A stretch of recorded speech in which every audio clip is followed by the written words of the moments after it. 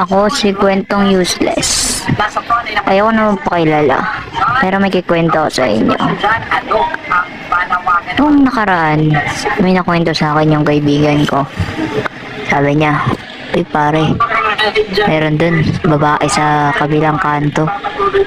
May kinakausap siyang matandang lalaki."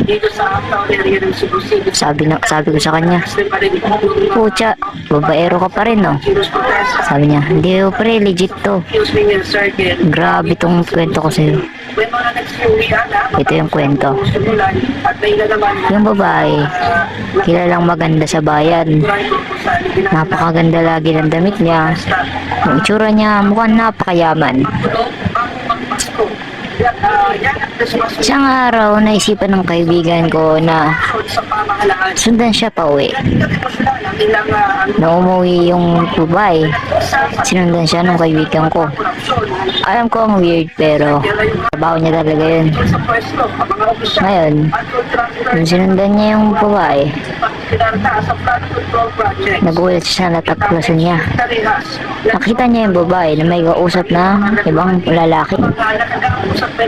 Ginagamit ng babae yung katawan niya para makuha yung kahit anong gusto niya. Kwento niya sa akin ng kaibigan ko, ngunit hindi ako naniniwala.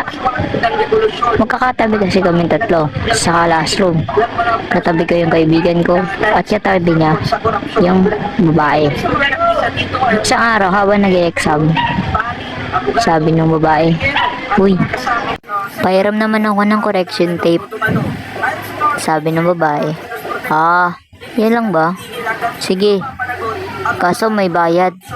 "Ha? Panghihiram lang naman ako. Bakit may bayad?" "Siyempre may kapalit." "Ano yun?" "Subo mo to."